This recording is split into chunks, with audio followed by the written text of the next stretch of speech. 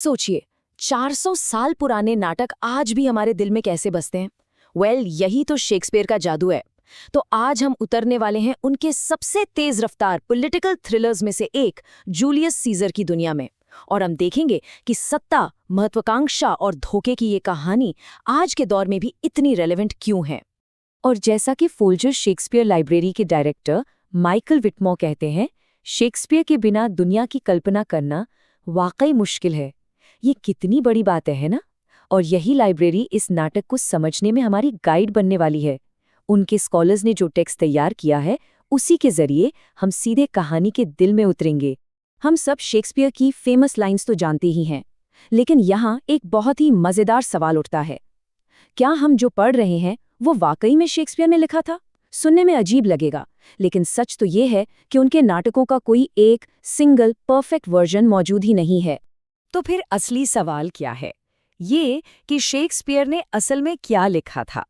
ये वो पहेली है जिससे हर एडिटर को जूझना पड़ता है। उन्हें ये तय करना होता है कि कौन सा शब्द सबसे ऑथेंटिक है। और ये सिर्फ शब्दों का खेल नहीं है, ये तो इतिहास की गहराइयों में गोता लगाने जैसा है। देखिए, जो पुराने वर्जन थे ना, उनमें एक बहुत बड़ी दिक्कत थी। वो 19वीं सदी के टेक्स्ट पर बेस्ड थे और एडिटर्स जो भी बदलाव करते थे वो पाठक को पता ही नहीं चलता था, सब कुछ छिपा हुआ। लेकिन फोल्जर एडिशन में ऐसा नहीं है। वो आज की 21वीं सदी की रिसर्च पर आधारित है और पूरी तरह ट्रांसपेरेंट है। वो ब्रैकेट्स का इस्तेमाल करते हैं, मतलब हर बदलाव साफ साफ दिखाया जाता है ताकि पढ़ने वाला खुद देख सके कि क्या जोड़ा गया है या क्या बदला गया है। और ये बदलाव सिर्फ गलतियां सुधारने के लिए नहीं होते थे। एक कमाल का किस्सा सुनिए।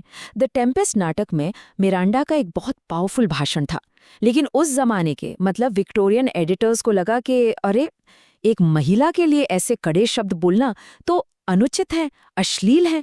तो उन्होंने क्या किया, उन्होंने वो पूरा का पूरा भाषण उससे छीनकर उसके पिता प्रॉस्पेरो को दे दिया।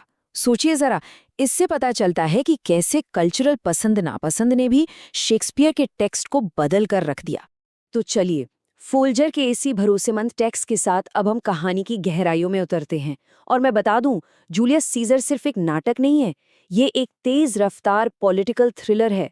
ये कहानी है एक ऐसे गणतंत्र की जो टूटने की कगार पर खड़ा है, और उन लोगों की कहानी है जो मानते हैं कि इसे बचाने के लिए वो किसी भी हद तक जा सकते हैं। अच्छा, तो पूरी कहानी का फ्लो एक बार में देख लेते हैं। सब कुछ शुरू होता है सीजर की शानदार वापसी से, और इसके साथ ही रोम का पॉलिटिकल माहौल एकदम गर्मा जाता है।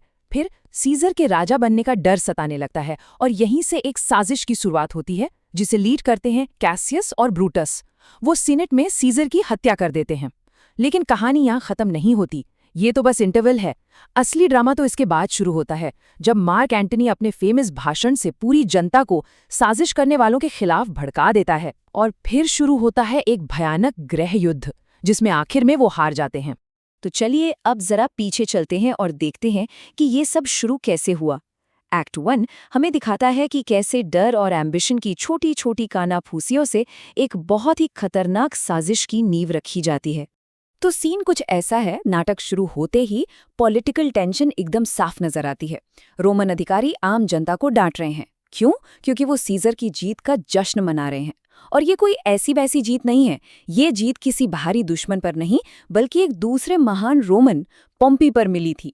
मतलब रोम अंदर से ही टूट रहा था, लॉयल्टी बदल रही थी और सारी की सारी पावर एक ही आदमी के हाथ में सिमट रही थी।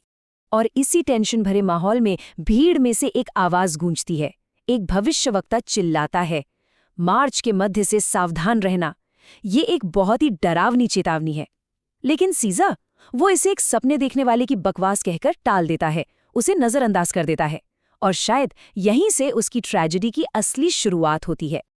अब एंट्री होती है इस पूरी साजिश के मास्टरमाइंड कैशियस की। वो ब्रूटस को भड़काता है। वो कहता है कि सीजर का इतना ऊपर उठना ये किस्मत का खेल नहीं है। उसकी लाइन है, प्रिय ब्रूटस, दोष हमारे सितारों में नहीं है बल्कि हम में है। मतलब वो कह रहा है कि इंसान अपनी किस्मत खुद बनाता है, उसे चुपचाप बैठकर तमाशा नहीं देखना चाहिए। कितना पावरफुल तर्क है। और अब देखिए शेक्सपियर का कमाल। ठीक इसी के बाद सीजर खुद कहता है कि उसे कैसियस पसंद नहीं। वो क्या कहता है? उस कैसियस का चेहरा दुबला और भूखा है, वो बहुत ज्यादा सोचता है, ऐसे लोग खतरनाक होते हैं। मतलब सीजर खतरे को पहचान तो लेता है, वो फौरन समझ जाता है कि कैसियस खतरनाक है, लेकिन फिर भी वो कुछ नहीं करता। अब आता है एक बहुत ही अहम सीन।